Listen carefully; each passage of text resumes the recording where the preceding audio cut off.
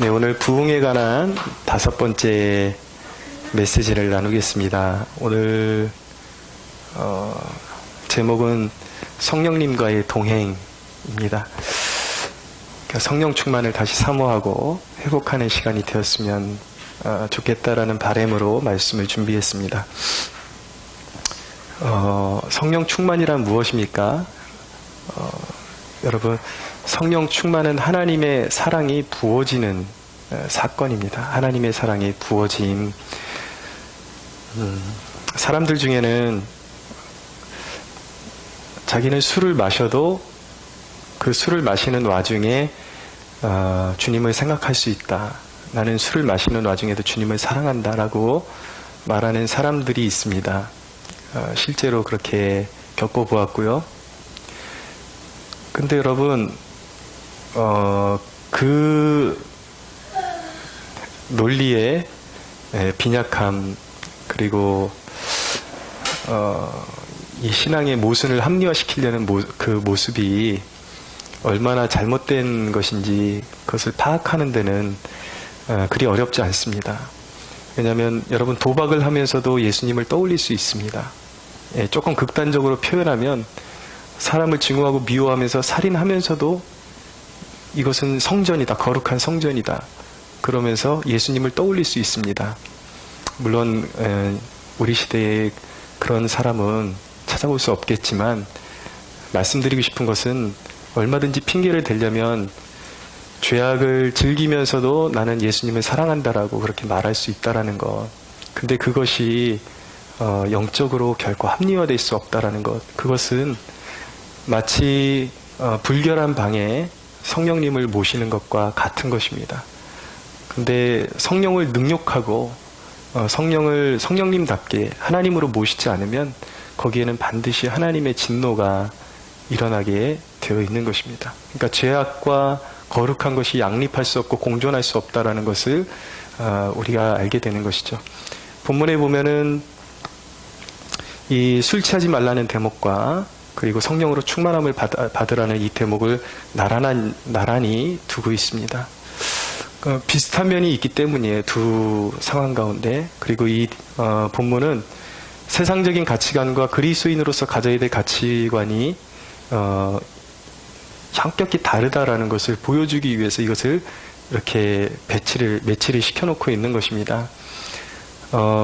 양리학적으로 그 술의 기운을 얻는 것, 술 마셨을 때 그 술의 효과가 뭐냐면, 많은 사람들이 오해할 때 막 술 먹은 사람들이 기리기리 날뛰고 이성을 잃으니까 이것이 흥분제다라고 그렇게 오해하기도 하는데, 양리학적으로, 쉽게 과학적으로 술은 흥분제가 아니라 진정제에 속한다고 합니다. 그래서 우리의 이성, 판단력, 절제, 균형감, 이런 것들을 상실하게 만들어 버리는 것이죠. 그러니까 사람들이 술 먹고 기리기리 날뛰는 것은 사실은 그것이 흥분된 결과라기보다는 그 제어 장치가 망가졌기 때문에 그것이 이제 제어가 돼서 그것이 이제 진정제에 의해서 눌려 있기 때문에 절제가 안 되는 거예요. 그러니까 인간의 그 본성이 이 겉으로 튀어나오는 것이죠. 그러니까 이게 절제가 안 되니까 술 먹고 사람들 흔히 하는 말들이 뭡니까? 이제 필름이 끊기고 나면 어저께 자기가 한 행동을 도저히 그 기억을 못 하는 것이죠. 불륜을 저지르고 나서도 나는 거길 원하지 않았는데 자고 일어나 보니까 어떻게 해보니까 이렇게 됐다. 술 먹고 자고 일어나니까 이 상황이 이렇게 돼버렸다. 사람을 죽이고도 그런 얘기들을 많이 하거든요. 내가 진짜 그럴지는 몰랐다. 그러니까 술이 그런 우리가 마땅히 가지고 있어야 될 제어장치를 망가뜨리기 때문에 그런 이제 폐단이 일어나게 되는 것입니다. 근데 복음주의 신학자 가운데 존 스토트라는 분은 성령 충만은 일종의 흥분제라고 그렇게 정의를 합니다. 흥분제 하면 막 이렇게 사람이 균형감을 잃어버리고 날뛰는 이런 걸 상상하기 쉽지만, 성령이 충만하게 채워지면 사람이 무언가에 크게 감동되게 되는 것이죠. 그러니까 우리 그리스도인들이 그리스도의 십자가와 그 한없는 사랑에 감동되어지게 되면서 그 에너지를 분출하게 되는데, 그것을 하나님이 기뻐하시는 방향으로 계속해서 분출하기 때문에 가장 인간다운 모습을 갖춰가게 된다라는 것입니다. 성령 충만하게 되면 하나님의 기쁨이 되는 일에 흥분이 되는 거죠. 자극이 되는 거죠. 그래서 하나님이 기뻐하시는 일을 적극적으로 행할 수밖에 없고, 그런 와중에 하나님의 형상으로 이제 빚어져 가는 것입니다. 그러니까 성령 충만의 그런 성령 충만을 통해서 우리에게 이루어지는 일은 하나님의 형상으로 온전히 빚어지는 것이라고 말씀드릴 수가 있겠습니다. 근데 여러분, 우리가 신앙생활 하다 보면 좋은 사람이 되려고 하면 오히려 우리 마음이 강팍해지는 것을 경험하게 되고요. 화를 내지 말아야지, 그러게 되면 더 화가 나게 되고, 그리고 착한 사람이 되어야지, 그러면 더 심술궂은 사람이 되기 쉽다라는 것을 우리가 알게 됩니다. 그러니까 우리 본성이라는 것이 그냥 힘으로 제어하려고 그러면 더 역작용이 일어나고 더 안 좋은 방향으로 이렇게 튕겨져 나간다라는 것을 알게 됩니다. 근데 성령에 충만하게 되면은 사람이 변화됩니다. 왜냐하면 성령 충만은 하나님의 사랑의 부어짐이기 때문입니다. 나의 연약함을 아시고도 나를 찾아오셔서 내 마음에 그 사랑, 내가 너를 사랑한다라고 부어주시는 그 사랑을 알기 때문에 그 사랑 안에 사람의 마음이 여유가 생기는 것이죠. 그러니까 변화되게 되는 것입니다. 그 따뜻한 온기 속에 아무리 딱딱한 철도 불이 강하면 그것이 녹아지고 시뻘겋게 달가지면서 때리면 유연하게 되는 것처럼 우리의 마음도 아무리 강팍해도 성령이 오셔서 내가 하나님의 사랑받은 자라는 것을 알게 되면은 사람이 변화되게 되는 것입니다. 우리 여기 수요기도회 때 오는 유미자매 옛날 간증하는 얘기를 잠시 들어보니까 예전에 교회에서 신앙생활하면서 그냥 이렇게 썬데이 크리스천으로 다니다가 어느 날 주중에 있는 집회에 참여하게 됐는데 다른 대목이 아니라 예수님이 십자가에서 이루신 일이 무엇이냐, 당신을 향한 사랑이다. 그것이 자기는 늘 친구들한테도 외면받고 그런 것이 이렇게 몸에 익어 있었는데 하나님이 자기를 십자가의 아들을 내어주시기까지 사랑하신다는 그 사실 하나의 마음이 녹아지면서 그때 성령 체험을 하고 완전히 인격적으로 그 변화를 체험하게 됐다라는 그런 간증을 듣게 되었습니다. 그 사랑이 부어지면 사람이 변화될 수밖에 없는 것이죠. 성령 충만의 결과가 무엇인가? 그럼 성령 충만의 결과는 두 가지로 나타나게 되는데 하나는 만족하게 된다라는 것입니다. 성령 충만을 경험하는 그 때는요, 사실은 내가 의로워지려고 발버둥 치는 그 때가 아니라 한없이 약하고 부족한 나를 주님이 버리지 않고 품어주신다라는 사실을 깨달을 때 그 사랑의 이 사랑의 온기가 마음속으로 확 들어올 때 녹아지게 되는 것이거든요. 그러면 그 사랑이 내 안에 부어질 때 충만함을 경험하게 됩니다. 그 충만함을 경험하게 되면은 내가 자격이 있어서가 아니라 자격이 너무 자격 미달인데 그 자격 없는 나에게 그 한없는 사랑이 부어졌다라는 것을 깨닫기 시작할 때 내 마음이 겸허해지게 됩니다. 풍성해지게 되죠. 그러니까 영적인 배부름을 느끼게 됩니다. 그러면 우리의 의지와 우리의 감정에 만족함이 생겨나게 됩니다. 그 이야기를 저는 어떻게 표현하고 싶냐면 힘이 생긴다, 힘이 받는다라는 표현을 쓰고 싶습니다. 왠지 뿌듯한 거예요. 다른 사람의 인정이 필요 없어요. 뭐 다른 것을 통해서 채워지는 것이 필요 없어요. 하나님이 나를 인정하셨고 자녀로서 나를 죽기까지 사랑하신대요. 예. 그러니까 만족해지는 거죠. 그럼 내 마음에 힘이 받아요. 여러분, 우리 삶 가운데 우리가 질투하고 그리고 작은 일에 조금 충격을 받으면 삶이 휘청휘청거리고 무너지는 것은 사실은 그 마음에 힘이 없다라는 증거인 것입니다. 결핍이 있는 거예요. 그러나 그 충만이 오면 마음에 힘을 받게 됩니다. 그러니까 다른 곳에서 만족함을 찾을 필요가 없이 내 안에서 이미 주님으로 말미암아 만족함이 되었기 때문에 어떤 질투심이나 어떤 작은 환경의 변화에 민감하게 이리 갔다 저리 갔다 하면서 휘둘릴 필요가 없게 되는 것이죠.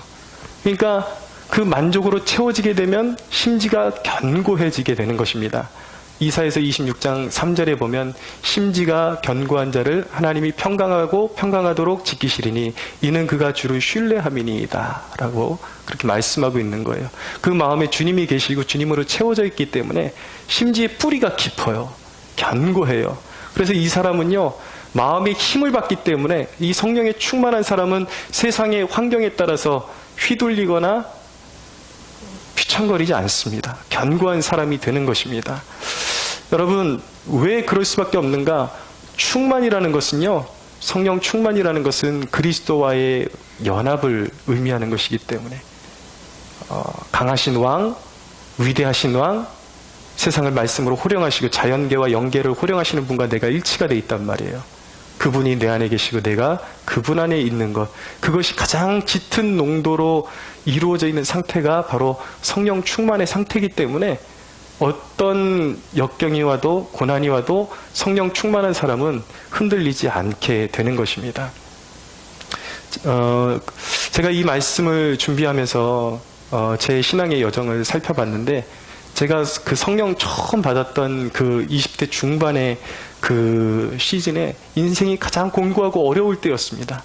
근데 다리를 잃어버리고 꿈을 잃어버리고 모든 것을 잃어버렸기 때문에 가장 공고한 시즌이었는데, 그때 성령께서 내 안에 오셔서 충만케 하신 그거 한 가지로 만족함이 무엇인지를 하나님이 깨닫게 해주셨어요. 그래서 상황이 전혀 변하지 않아도 주님이 날마다 새벽마다 하나님 앞에 무릎 꿇으면 내 안에 충만케 채워주시는 그 힘으로 버티고 그것으로만 만족합니다 라고 그렇게 고백했는데, 지금 벌써 그 20대 중반이 지금 몇 년이 지났습니까? 지금 벌써 20대 중반이 제가 20년이 지나고 있습니다. 근데 지금 와서 보면요, 오히려 신앙이 변질되어 있구나라는 것을 발견하게 됩니다. 왜냐하면 지금은 환경이 조금만 흔들리면 하나님이 나와 함께 하시지 않나? 이런 의심이 쑥쑥 들어오는 거예요. 근데 이게 잘못된 거더라고요. 주님이 성령으로 충만케 하시는 이유는, 우리가 성령으로 충만함을 받아야 되는 이유는 무엇이냐면, 세상의 그 어떤 것으로도 흔들 수 없는 그 만족함을 맛보게 하심인데, 우리는 그 만족 위에 우리의 환경을 자꾸 올려놓기 때문에 아무리 하나님이 우리에게 마음의 위로를 주셔도 채워주질 않는 것입니다. 그러나 우리가 이 시간 깨달아야 되는 것은 우리의 신앙의 생각과 이런 나를 만족시키는 이 요소들이 변질된 데 대해서 회개해야 되는 것이죠. 그리고 우리는 다시 하나님께서 우리에게 원하시는 것은 무엇인가? 주님만으로 만족합니다. 그것을 우리가 고백하기를 원하신다라는 것, 그 충만으로 들어가기를 원하신다라는 것, 오늘 기억하는 하루가 되기를 축원합니다. 성령에 충만하게 되면요, 만족하게 되고 나누는 삶을 살게 됩니다. 그 나눔이라는 것이 단순히 우리가 가진 것을 나누는 삶만을 이야기하는 것이 아니라 주님의 사랑을 나누는 삶을 살아가게 된다는 것입니다. 그 사랑을 깨닫게 되면은 다윗이 이전에 제가 함께 나눴던 성경 구절인데, 제가 다시 한번 짚어드리면, 시편 51편 12절에서 13절에 보면 나를 11절부터 읽겠습니다. 나를 주 앞에서 쫓아내지 마시며 주의 성령을 내게서 거두지 마소서. 주의 구원의 즐거움을 내게 회복시켜 주시고 자원하는 심령을 주사 나를 붙드소서. 그리하면 내가 범죄자에게 주의 도를 가르치리니 죄인들이 주께 돌아오리이다. 다윗이 고백하는 내용은 이 밧세바를 범하고 징계를 받게 되었어요. 그때 다윗이 간절하게 하나님 앞에 간구하는 것은 무엇이냐면, 하나님의 용서를 나에게 베풀어 주시면 내가 그 용서의 은혜를 가지고 수많은 사람들에게 돌아오면 용서해 주시는 그 하나님의 은혜에 대해서 설파할 텐데, 그때 정말 지옥에가 마땅한 죄인들이, 나 같은 죄인이 용서받은 것을 알고 깨닫고 주님 앞에 돌아와서 그 용서를 경험할 수 있다면, 하나님, 그것이 얼마나 하나님께 큰 기쁨이 될 수 있겠습니까? 하나님, 나의 용서를 베풀어 주시면 내가 그 용서를 전파하는 삶을 살겠습니다 라고 고백하는 것이 바로 다윗의 고백인 것입니다. 그러니까 우리가 성령의 충만함을 경험하게 되면요, 한없는 용서와 자비와 그 사랑을 알게 되는 것이죠. 성령에 충만했는데 성령에 충만하다는 사람이 자기 능력을 과시해요? 이건 충만이 아니에요. 잘못된 것입니다. 진정한 충만은 무엇이냐면 내가 얼마나 죄인인지를 깊이 깨닫고 그 죄인에게, 자격 없는 죄인에게 베풀어 주신 사랑이 얼마나 위대한 것인지를 더 깊이 깨닫고 죽음이 와도 그 믿음을 배반치 않는 상태까지 가는 것이 바로 성령의 충만함인 것입니다. 그 충만함을 경험하게 되면요, 그 용서와 자비와 사랑의 이 겨운 마음, 이 복에 겨운 마음을 주체치 못해서 사람들에게 증거할 수밖에 없게 되는 것입니다. 그래서 여러분, 성령 충만은요, 사실은 증거의 능력인 것입니다. 사도행전을 읽어보시면 성령의 충만함을 받은 사람들의 현상이 무엇이었습니까? 그 부활의 생명을 깨닫고 전하지 않고는 견딜 수 없는 마음에 튀어나가는 것이 바로 성령 충만의 바로 결과였던 것입니다. 그래서 이 과정에서 나타나는 것이 무엇이냐면 병을 고치는 능력도 나타나기도 하고 방언을 말하고 예언을 선포하기도 하고 이런 은사들이 나타나기도 합니다. 이 은사를 제가 축소시킬 마음은 전혀 없습니다. 은사는 귀한 것입니다. 저는 항상 바라건대 말세에 하나님께서 이 성령을 부어주기를 원하십니다. 할렐루야. 우리 모두가 젊은이들이 환상을 보고 노인들이 꿈을 꾸는 역사를 경험하게 되기를 축원합니다. 이 우리에게 약속되어 있는 거예요. 그런데 여러분, 중요한 것은 방언을 하고 예언을 하는 사람이 성령 충만한 것이냐라는 질문은요, 이 질문에 대한 대답은요, 아닐 수 있다라는 것을 기억하셔야 됩니다. 성령 충만이라는 것은 그리스도로 만족된 상태에서 증인의 삶을 살아갈 때에 수반돼서 나타나는 것이 은사일 수 있다라는 거예요. 근데 지금 은사가 있는 사람이, 방언을 말하는 사람이 성령 충만한 사람이냐? 곧 거꾸로 접근하면 아닐 수 있다라는 것입니다. 여러분, 우리 주위에 보면은 여러 가지 방언을 하는 사람, 방언을 통역하는 사람들이 있는데 전혀 삶이 거룩하지 않고 전혀 삶이 귀감이 되지 않는 사람, 지금 하나님과 소통을 하지 않는데도 은사는 은사예요. 무슨 말이냐면 은사는 하나님께서 어떤 시즌을 통해서 그 사람에게 거저주신 선물이란 말이에요. 그래서 어떤 경우에는 방언을 말하고 통역을 하고 신비한 은사를 나타내는데 영적으로는 전혀 준비되지 않은 상태에 있을 수 있다라는 것을 꼭 기억해야 하는 것입니다.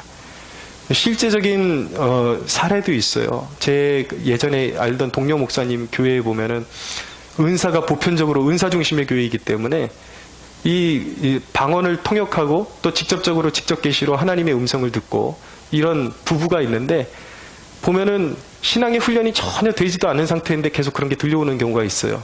주일 성수도 자기네들 놀러 갈 때 있으면은 그냥 빼먹고 놀러 가버려. 교회에 무슨 일, 조금 서운한 일이 있으면 금방 삐져가지고 교회에 해를 끼치면서도, 그런데도 그 은사가 나타난단 말이에요. 근데 이 사람들이 그렇게 성숙하지 못한 상태에서 그 은사가 계속 나타나면요, 언젠가 그 은사는 소멸되게 되어 있습니다. 그리고 그것은 결코 덕이 되는 은사로, 교회에 유익이 되는 은사로 사용되지를 않아요. 그래서 우리가 기억해야 하는 것은 성령 충만이라는 것을 은사에서부터 거꾸로 접근하면 안 되고, 내가 인격적으로 하나님 앞에 바로 서 있는가, 그리고 내 마음이 그리스도로 풍성하게 채워져 있는가, 여기서 은사로 가야 하는 것입니다. 그래서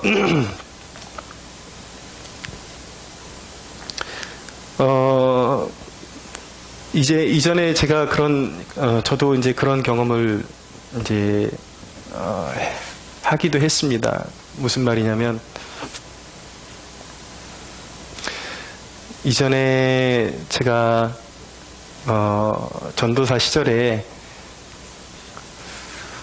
이 광운대에 다니는 학생들을 그 신방 갈 일이 있었어요. 신방 갈 일이 있었는데 어렵게 사는 자매를 만나서 이제 헤어지게 됐는데, 이제 예배를 간단하게 드리고 헤어지게 되었습니다. 근데 마음속에 이 자매를 위해서 왠지 기도해주고 싶다라는 그런 감동이 있었습니다. 그래서 이 자매를 놓고 기도를 했는데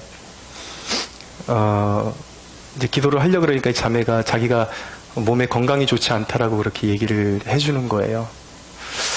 그래서 그 자매를 위해서 간절하게 기도를 했는데 척추가 좋지 않은 자매, 척추가 다 휘어있던 자매였는데 그 자매의 치유를 놓고 기도를 해주고 그 가정의 복음화를 위해서 기도를 해주었습니다. 근데 그러고 헤어졌어요. 그리고 뭐 제 손에서 무슨 능력이 나가는 느낌이 났는가? 전혀 그런 거 없었습니다. 그 제 마음에 뭐 특별한 막 울컥함이나 그런 감동이 있었는가? 전혀 그런 게 없었어요. 근데 헤어지고 나서 며칠 후에 이제 그 자매의 친구들을 통해서 간접적으로 저한테 이야기가 들려오는데 이 자매가 그 후에 며칠 후에 병원을 갔더니 의사가 깜짝 놀라더라는 거예요. 아니 그 사이에 허리에다가 무슨 짓을 저질렀냐고 그러면서 척추가 많이 휘어 있었는데 그게 저절로 다 펴졌다고 그러면서 치유가 일어났다고 그런 이제 사건이 일어나게 된 것이죠. 우리가 이제 성령에 충만하게 되면은 그런 치유의 역사도 따라오게 됩니다. 저는 우리가 가는 곳마다 우리가 발로 밟는 땅마다 그러한 역사들이 일어나게 되기를 소원하는 것입니다. 그런 능력이 회복되고 권능이 회복되어지는데 그러나 진정한 성령 충만의 중심은 무엇이냐? 단순히 내가 그런 치유의 능력을 행한다 할지라도 내 영혼의 상태는 빈곤한 상태일 수도 있다라는 것을 깨달아야 하는 것입니다. 진정한 성령 충만이라는 것은 내 영혼이 주로 말미암아 만족하는 상태가 되어 있는 그 상태가 바로 충만의 상태라는 것입니다.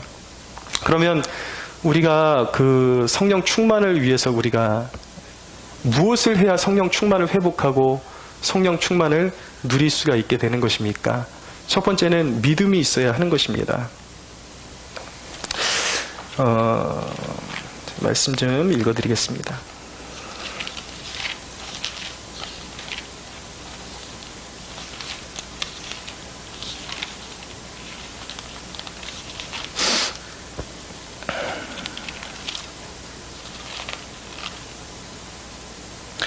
네, 갈라디아서 3장 2절에 보면 내가 너희에게 다만 이것을 알려 하노니 너희가 성령을 받은 것이 율법의 행위로냐 혹은 듣고 믿음이로냐.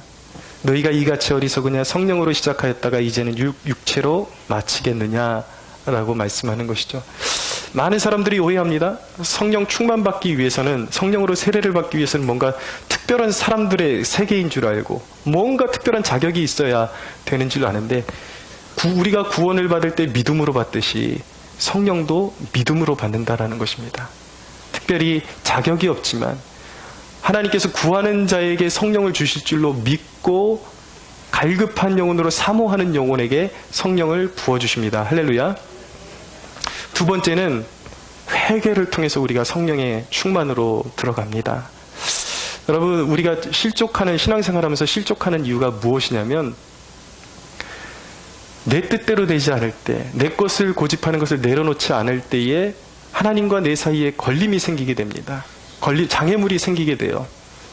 그래서 사람들이 하나님께 순종하는 척하다가 하나님을 기뻐하는 척하다가 번번이 넘어지고 하나님을 원망하는 것이 무엇이냐면 내가 그동안 기도했던 것이 있는데 내가 바라는 것이 있었는데 그 기대에 미치지 못할 때에 넘어진단 말이에요. 그게 마음에 응어리가 지게 되면 하나님과 내 사이에 그 은혜의 수로가 막혀버리게 되는 지경이 되어버리는 것입니다. 그러면 성령의 충만함을 받을 수가 없어요. 그래서 우리가 점검해야 되는 것은 무엇이냐면 우리와 하나님 사이에 마음의 응어리가 남아있을 때 그 응어리의 원인이 무엇인가를 판단을 하셔야 돼요. 그래서 이것이 하나님의 뜻과 다른 내 고집에서 형성된 그 무엇이구나 라는 것을 깨닫게 됐다면 그것을 내려놓고 우리는 겸허하게 주님, 내가 고집하던 것들을 이제 내려놓습니다. 그리고 내 뜻보다 당신의 뜻이 더 소중한 것을 고백합니다. 이제는 저에게 듣는 귀를 허락해 주셔서 이 상황 가운데 정말 주님이 원하시는 것이 무엇인지를 깨닫기를 원하오니 내 마음에 그것을 부어주시고 이제는 내가 고집하려고 했던 것 그것을 내려놓사오니 내가 원하는 것은 세상에 내가 손에 쥐려고 했던 그 무엇이 아니라 당신을 원합니다. 성령으로 충만케 하옵소서. 회개를 통해서 우리는 성령의 충만으로 나아가는 것입니다. 할렐루야. 세 번째로 성령 충만은요 순종을 통해서 우리가 얻게 되는 것입니다. 갈라디아서에서 오직 믿음으로라고 말씀했는데 좀 이게 부딪히는 내용이 아니냐라고 질문을 하실 분들이 있을지도 모르겠습니다. 그러나 부딪히는 것이 아닙니다. 갈라디아서의 이 주제는 무엇이냐면 이 유대교 출신의 그리스도인들이 이 거짓 선생들이 들어와서 구원을 받으려면 예수도 믿고 구약의 율법의 행위들, 그 어떤 세부적인 조항들을 지키고 그 의식법, 특별히 할례를 행해야 구원에 이를 수 있다라는 조건을 붙인 것이죠. 그것이 아니라 우리의 구원은 온전히 예수 그리스도로 말미암는 믿음으로 말미암는 선물임을 우리는 인정하는 바인 것이고, 우리는 어떤 율법의 특별한 의식법을 지켜서 성령을 취한다라는 말이 아니라, 여기서 순종이라는 것은 마음의 문제인 것입니다. 마음의 문제. 마음속에 내가 하나님을 진심으로 사랑하기 때문에 그분의 사랑이 무엇인가, 그분이 기뻐하실 만한 일은 무엇인가, 우리가 매 사에 그분의 기쁨이 될 만한 일이 무엇인지를 늘 마음속으로 질문을 하고, 주님이 기뻐하실 만한 일들을 하나님의 말씀을 깨닫는 중에 깨닫는 것이 있다면 그대로 순종하는 것입니다. 이를테면 이것입니다. 부모에게 무언가 얻을 것이 있다면, 받아야 될 것이 있다면 부모의 마음을 흡족해 해드리는 것이 필요하겠죠. 하나님께서 성령을 우리에게 주기를 원하십니다. 믿으십시오. 그것은 약속되어 있는 것입니다. 그러나 그것은 하나님이 주기로 약속하시고 하나님이 일방적으로 주셔야 되는 것이지만, 우리가 자녀로서 그 놀라운 선물을 바란다면 하나님의 마음을 흡족해 해드리는 그런 삶을 살아야 된다는 것이죠. 또 이런 예화를 들면 우리 부모에겐 잘해봤자 얻어먹을 게 있어야지 부모한테 잘하지, 이런 식으로 삐딱하게 바라보시는 분들이 간혹 있긴 있더라고요. 그러니까 이런 예화를 드릴 때 그 초점을 분명하게 이해하면은 그런 오해가 없는 것이죠. 부모가 어떤 좋은 것을 주기를 원하는데 부모의 마음을 긁어놓는 것보다 부모를 신뢰하는 가운데 그분의 마음을 기쁘시게 해드리면 그것이 훨씬 빨리 응답될 수 있다라는 것입니다. 이런 것을 막연하게 여러분들 생각하지 마시고 삶에 바로바로 적용할 수 있는 것들을 여러분들이 떠올리는 훈련을 하셔야 돼요. 한 가지 좋은 팁을 드리면, 저희 동네에 제 집 왔다 갔다 하는 그 대문 앞으로 딱 나오면 항상 그 어르신들이 동네 어르신들이 모여서 이제 이야기를 나누고 계신데, 항상 우리 한결이 나가면 늘 이 돼지 새끼야, 똥강아지야 그러면서 너 어디 가냐 그러면서 막 뭐라고 하신단 말이에요. 그러면은 우리가 은연중에 우리 늘 왔다 갔다 하는 이 모습을 늘 노출되는 게 좀 부담스럽기도 하다, 가끔 그런 얘기를 하기도 했는데, 생각해보니까 그렇게 생각할 문제가 아니더라고요. 날씨도 더워지고 우리가 목회자 집안인데 이렇게 어르신들이 늘 여기 모여 계신데 우리가 하나님의 사랑을 깨닫게 해줄 수 있는 뭔가를 우리가 실천할 수 있지 않을까 생각하다가, 맞아, 한여름에 수박이라도 간헐적으로 이렇게 사다가 쪼개드리면 어르신들 마음에 굉장히 그래도 위로가 될 수 있을 것 같다라는 그 말을 제가 아내하고 나눴는데, 또 아내가 듣고서 그걸 바로 그날 순종해가지고 그냥 또 이렇게 나누어 주었다라는 이야기를 듣게 되었습니다. 부모님들은 또 나한테는 안 해주더니 거기는 또 수박 갖다 줬냐 이러지 마시고, 얘기의 골자는 우리가 마음속에 하나님이 기뻐하시는 무언가, 하나님이 무엇을 기뻐하실까 항상 거기에 초점을 맞춰서, 하나님, 나는 세상으로 체험을 받기를 원하는 것이 아니라 성령으로 체험을 받기를 원합니다. 이 마음으로 주님을 기쁘시게 해드리는 일에 힘쓰라는 것입니다. 할렐루야. 네 번째로, 가장 필요한 일은, 성령 충만으로 갈 때 가장 필요한 일은 무엇이냐면 바로 간구하는 것입니다. 간구하는 것. 여러분, 하나님의 말씀은 어김이 없고 우리를 위해서 항상 이루어지기를 원하시는데, 하나님의 말씀은 구하라, 찾으라, 두드리라 말씀하십니다. 누가복음의 말씀에 의하면 악한 자라도 자식에게 좋은 것으로 줄 줄 알거든 하물며 하늘아버지께서, 하나님 아버지께서 어찌 구하는 자에게 성령을 주시지 않겠느냐라고 말씀하고 있는 것입니다. 여러분, 무언가 하나님께 받기를 원한다면 거기에 완전히 꽂혀 있어야 되는 거예요. 정욕으로 구하는 것이 아니라 성령은 우리가 받을 수 있는 선물 중에 가장 좋은 것인데, 성령 받기를 원한다면, 성령으로 충만받기를 원한다면 자나깨나 나의 그 삶의 목표가, 나의 그 바라보는 시선이 성령 충만에 가 있어야 되는 것입니다. 그래서 하나님 앞에 구하라, 찾으라, 두드리라, 구하는 자에게 주실 것이라고 약속하셨습니다. 믿으십시오. 그러므로 여러분, 자나깨나 여러분들이 눈 뜨고 그럴 때 무엇을 하나님을 위해서 기쁘시게 해드릴까? 어떻게 하면 성령 충만을 받을까? 성령 충만을 허락해달라고 구할 수 있는 저와 여러분들이 되기를 축원합니다. 마지막으로 말씀 정리합니다. 여러분, 근데 한 가지 우리가 정리하고 넘어가야 될 반드시 중요한 개념이 있습니다. 그것이 무엇이냐면, 성령 충만이라는 개념을 굉장히 심각하게 오해하고 있는 경우들이 너무 많다라는 것입니다.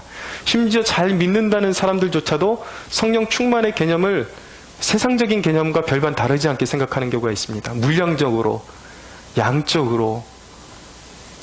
성령 충만하면 항상 떠올리는 것이 무엇이냐면, 항상 그 은사 쪽으로, 제가 은사를 소홀히 여기지 않는다고 말씀드렸습니다. 근데 이 하나의 현상, 이 잘못된 균형이 깨진 현상을 말씀드리는 거예요.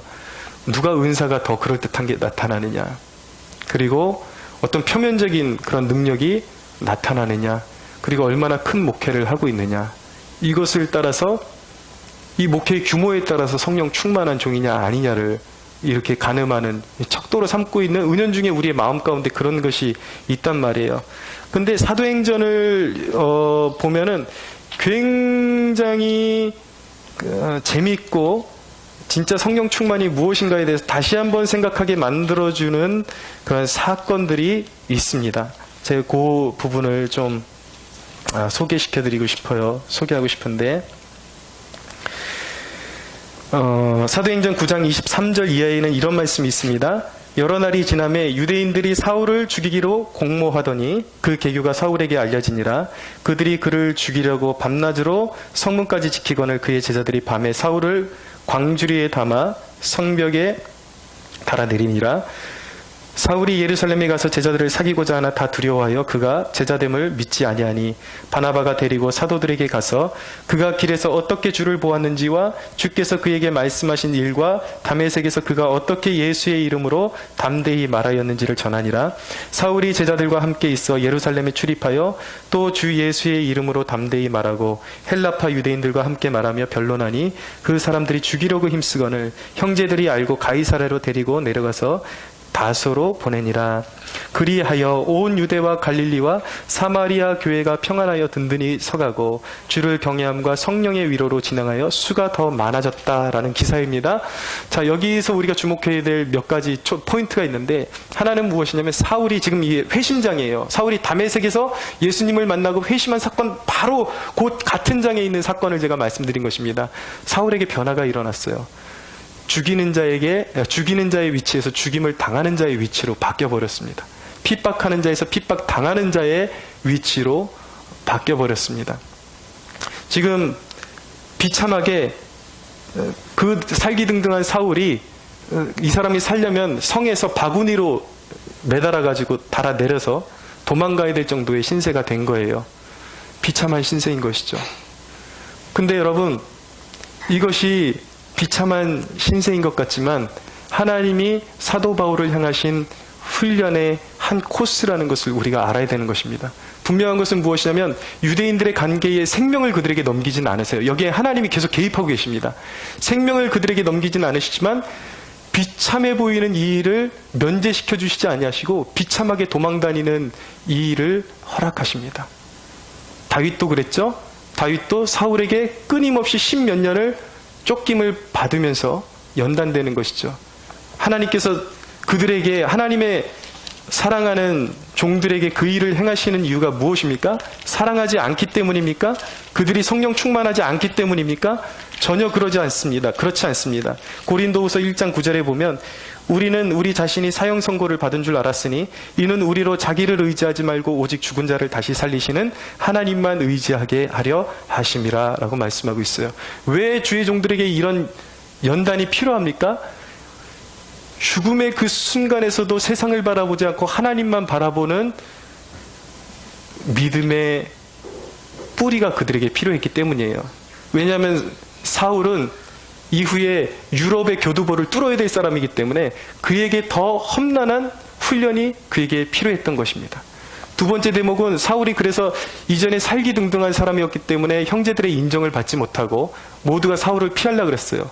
그런데 바나바라는 사람이 사울을 변호해 줌으로 인해서 사울이 형제들 사이에 이제 지도력을 갖게 되는 그런 사건이 나옵니다. 근데 한 가지 우리가 눈여겨봐야 되는 것은 무엇이냐면 성경이 참 재밌게 기록되어 있습니다. 근데 여기 계속 사울이 쫓기고 죽을 뻔한 사건을 기록하고 있는데 31절에 보니까 그리하여 온 유대와 갈릴리와 사마리아 교회가 평안하여 든든히 서가고 주를 경외함과 성령의 위로로 진행하여 수가 더 많아졌다라고 말씀하고 있어요. 언밸런스한 내용이 지금 오고 있단 말이에요. 이 이야기가 무엇이냐면 유대인들의 살기등등한 초점이 누구에게로 맞춰졌습니까?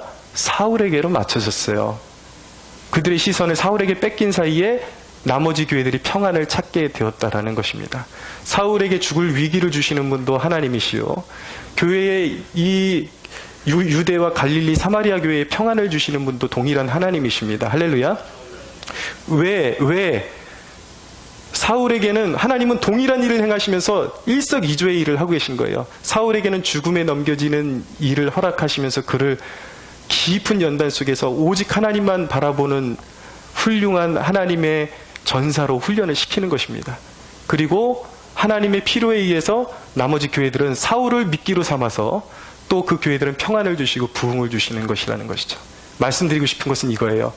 사울이 성령 충만하지 못했기 때문에 쫓기는 신세가 된 것이 아니라는 것입니다.